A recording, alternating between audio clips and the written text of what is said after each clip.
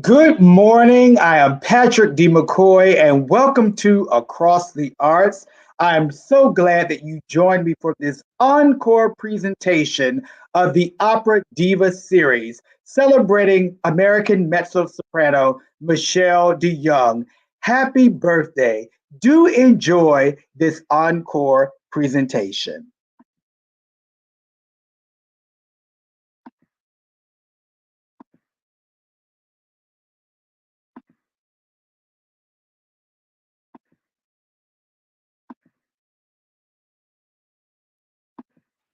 Good afternoon. This is Patrick D. McCoy, the African American voice in classical music, and I want to welcome you to this very special installment of the Opera Diva series. As you know, this series has explored several world-renowned opera divas, including Carmen Balzer, Nicole Cabell, Christine Brewer, and many others. Today is no exception. Just a few days ago, we ventured on the Maestro series, where we spoke with the conductor Marlon Daniel about his performance with Ensemble du Monde in New York City. So I hope that you all will check that performance out as well this weekend. On with today's show, Michelle DeYoung is our guest today on the Opera Diva series. Mezzo-soprano Michelle DeYoung has already established herself as one of the most exciting artists of her generation. She has appeared with many of the world's leading orchestras, including the New York Philharmonic, the Boston Symphony Orchestra, the Chicago Symphony Orchestra, the Cleveland Orchestra, among many others. Michelle is currently in Washington, D.C., here to perform Samson and Dalila by Camille Saint-Saens with the Washington Concert Opera. Please welcome mezzo-soprano Michelle DeYoung. Hi, Michelle. Hi, Patrick. How are you today?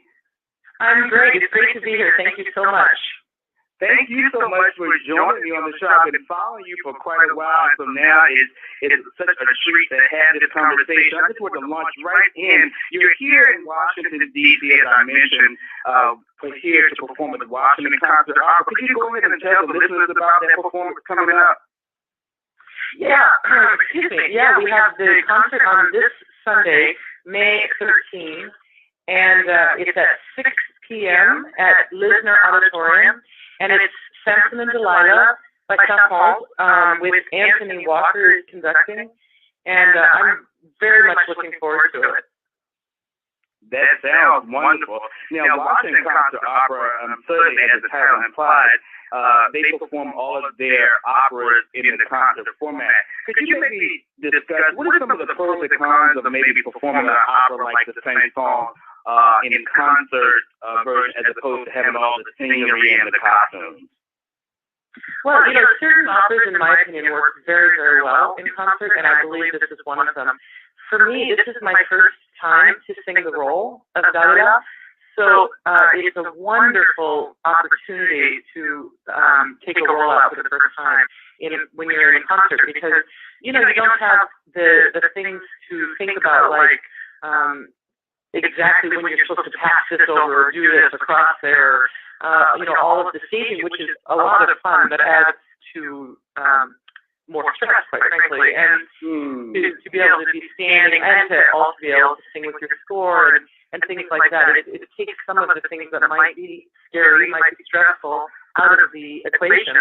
and you can just really focus on the role and the character and singing well. And so I feel like it's a really wonderful opportunity to try a role out. Wow, that certainly is a good point. So you really can concentrate right on the role itself. You don't have to worry about all of the other things, not to call them distractions, but you really can definitely focus and hone that role. That's brilliant. Now, I've been following you, as I mentioned, and I've seen that you performed several other roles, and the most recent thing that I think I saw that you did was Lieber Castle. Could you maybe reflect on that experience, or what was your introduction to that piece? Well, that is another really good example of a piece that works incredibly well in concert. The thing that is fun about doing opera in concert is that what you do, the way you present it, is really how you believe, at that moment, how you believe the character is, and you bring it to life yourself. And often when you're in a staged opera, you are told, this is how your character is, and this is what you have to do, and things that might not necessarily be, it's something like I did. My first time there was with Dalila in Switzerland, and he's known for very, very bizarre, out there productions, and this was no exception. And I did things as Amneris I never even considered, but now as Dalila, to not have any influence like that, it really is just who I am bringing to her the first time I sing her. With Judith in Bluebeard, it's the same way. I've done it many times, and I've done it staged, a full staging in Salzburg, and then I did a tour with Abundant Phil recently where it was actually staged. We staged it in front of the orchestra on an extra platform. And it was with Sergeant Tomlinson, who's such an amazing actor. And we did have someone tell us, okay, cross the stage there, because it was recorded. We always had to be in front of the mic. But the acting of it was really what we brought to it. And I find that so exciting because every time I sing Bluebeard, well, not every time, but many times, it's with someone different. And it brings a totally different thing to it. If like I do it next month with Alan Held in San Francisco and Sergio Tom, I mean, it couldn't be more different as singers. I did it with Matthias Björner here with the National Symphony, and again, the three of them could not be more different, and it made the character of Bluebeard different. It also made my character different because of how I respond to him. So that I always find that so interesting. And I think you can bring a lot to a concert stage, without, there's a lot of acting you can do without moving. And just in your face and your expression. And I think some of that can be lost a lot on the opera stage. So there's actually a lot of pluses for it, in my opinion. That's a wonderful perspective. Now, I've done my research, and I hope I've done it correctly, but I understand that you're an alumna of Calvin College. And I am. And they are certainly proud of you. I sent the information over to them, and they responded immediately, and they actually posted this interview on their alumni association page. So they are certainly proud of you. Well, I was very fortunate to go there for a couple of years. My father is a graduate of their seminary, and so while he was going to the seminary, it's in Grand Rapids, Michigan. While he was going to the seminary, I was born. So then grew up mostly in Colorado, but I actually wanted to go back, and I started singing there. I had the most amazing choir director by the name of Anton Armstrong. Oh, wow. St. Olaf now. Do you know Anton? Yes, he just was here. The choir here at Strathmore about a month or so ago did a fabulous concert. Aren't they incredible? And he is just incredible. It was a really very, very special choir. It was just a campus choir. It wasn't like a specialty choir, but it was amazing what he could get us to do, and it was so much fun. And actually, I met my best friend there, and we are still best friends to this day. But anyway, Yes, and he had me do a solo. And he said, I think you should consider going into singing. I think that you have a talent. And I was like, really? You know, I kind of went to Calvin College to get my MRS degree. I was looking for a man. And I decided to go into it, and I started studying with a wonderful lady there named Tracy Sawyer. Oh, wow. And who I believe is still, you know, Tracy, so wonderful. Yeah. She was so encouraging. And she, I believe, is still teaching there. And anyway, I couldn't afford the college anymore, so I had to transfer to the California system because my parents had moved to California, and I was still young enough to get their discount, the in-state discount through my parents. And so I went to San Francisco State for a minute and transferred to Cal State Northridge, and they were just fantastic. And Kurt Allen was my voice teacher, and Dr. David Scott, the head of the program, and they really helped me. They would do operas and give me the lead roles, and I did concerts with the symphony orchestra there, and I did recitals, and I basically made my own conservatory because after Anton had said that, I talked to my parents and said, why don't I try this? And who knows, if you know, it might work, and when I'm 25, if nothing comes of this, I'll do something else. But why not explore it? And my parents just were 100% behind me and have been my entire career. And so I decided to do that and really went to Cal State Northridge. And I took German, I took ballet, I took acting. I was in the opera workshop. I was, you know, I did everything I could think of. My voice teacher said, I want you to do the Met competition, and I want you to get prepared because they're going to ask you to be in the young artist program. And I laughed, and I was like, yeah, right. And I was like, Kurt, I know you love me, but, you know, there's I don't know about the Met. And so, you know, and this was just like a pie in the sky to me. And it was one of my very first competitions. And I ended up winning LA, I ended up winning the regionals, and then I ended up winning New York. And they asked me to be in the young artist program. And he was right. It was right on.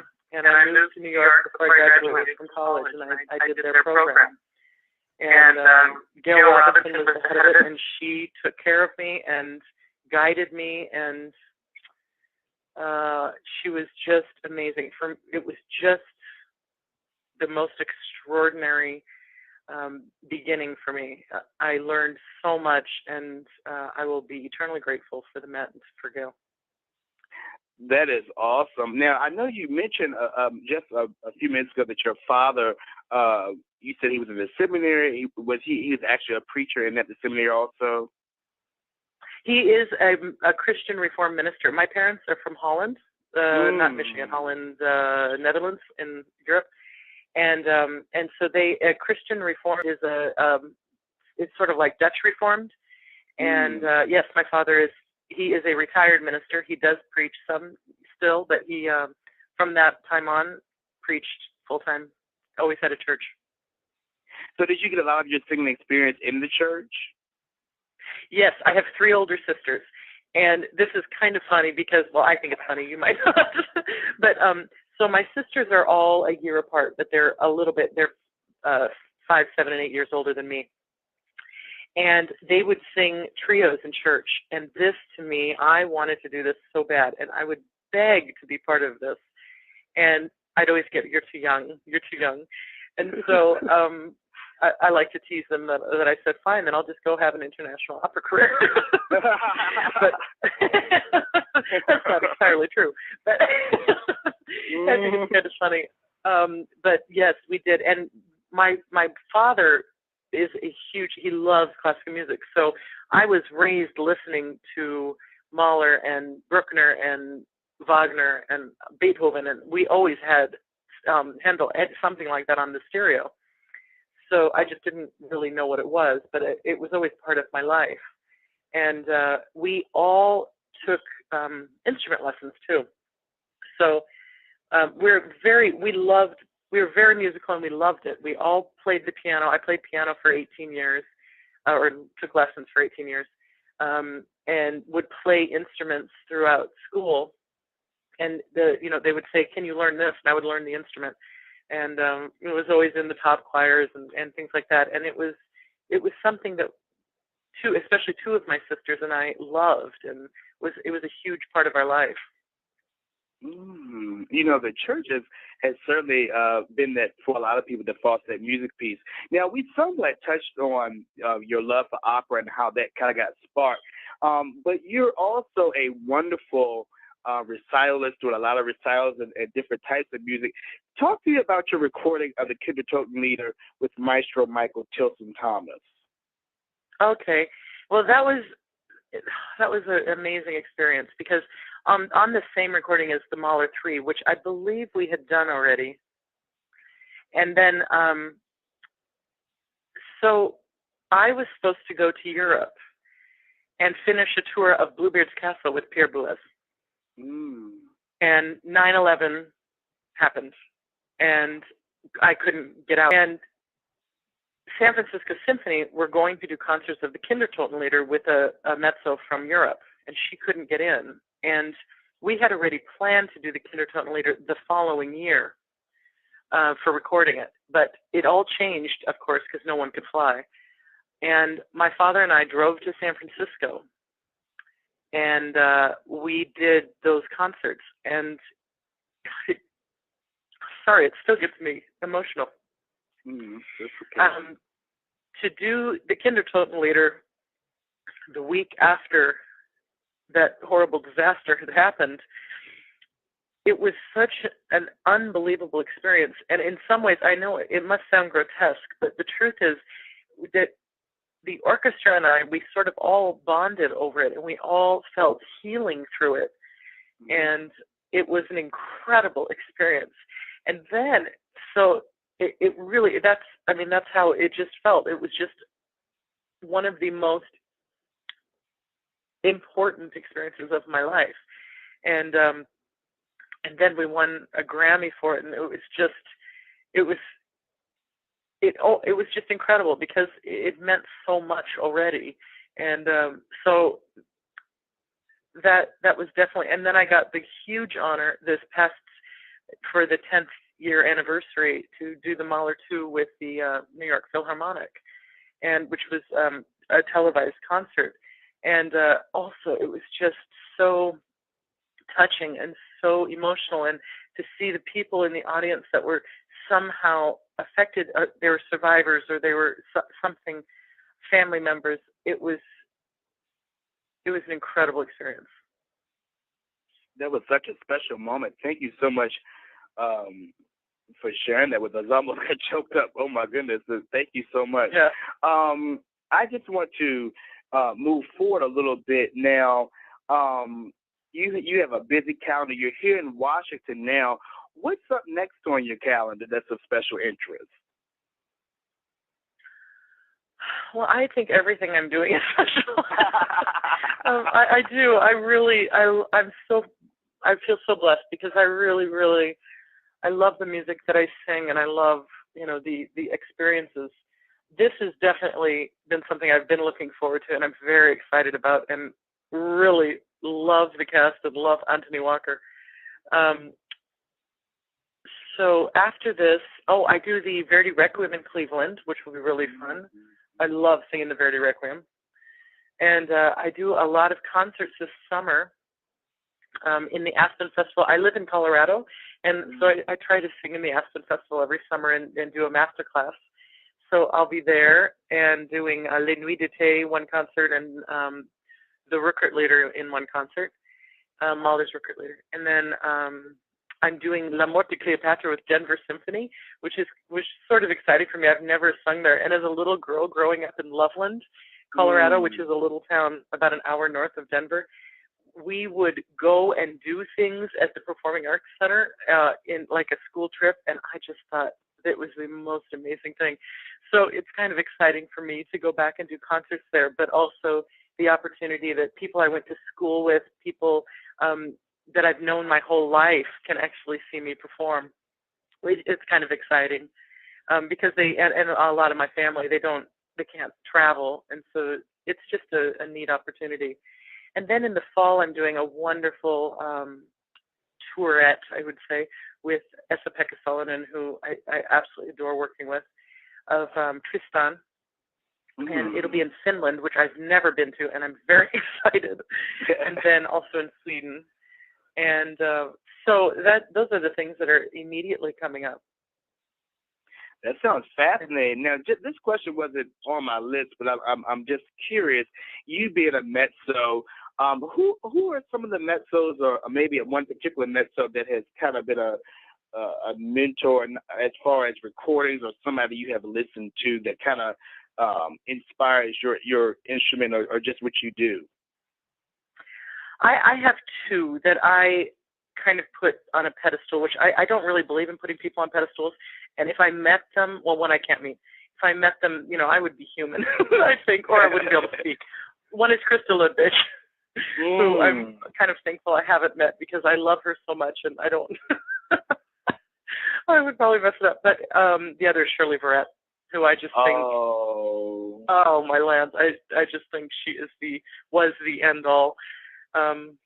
So those two, and I really, really loved Violetta Ormana as a mezzo. Loved her. Wow, that's fascinating. And just as we bring the interview just toward the end, this is always kind of a hard question for some people, so I hope I don't labor over too much. But could you think of a piece of advice that you got that really stuck out to you, that was really important to you as you embarked on your career as a singer? Oh, well, I don't know if this is kind of a backwards one, but someone in my life, when I was just starting out, I'm not even sure I'd done the Met competition yet, but I was definitely having the idea of trying this career,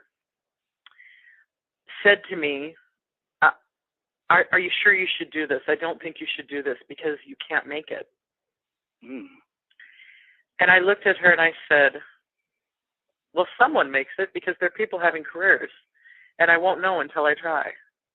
Now, I don't know if it's advice if I did it for myself, but it became very clear to me in that moment when I said that it's true.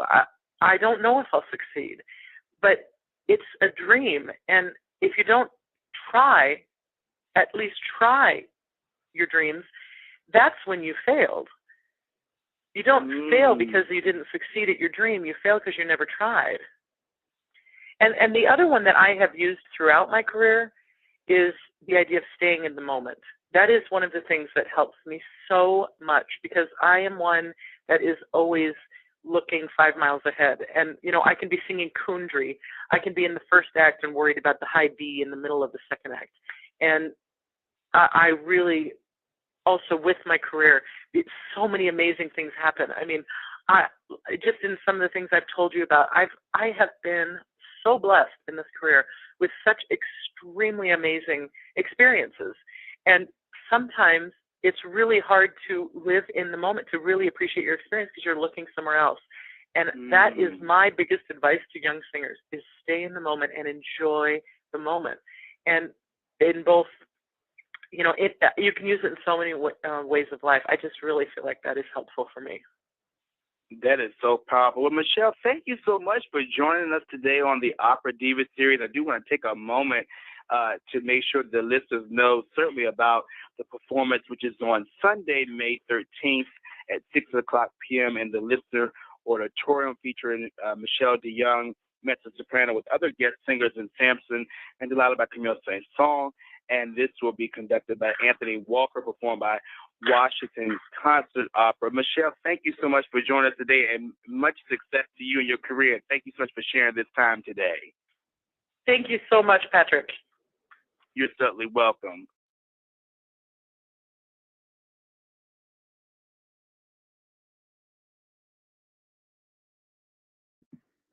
Wasn't that a delightful trip down memory lane? Again, I'm your host, Patrick D. McCoy, and you've been listening to Across the Arts as we revisited the Opera Diva series in honor of American mezzo-soprano Michelle DeYoung's recent birthday. Happy birthday, Michelle. Again, thank you all for joining me, and stay tuned for the next episode. Have a great day.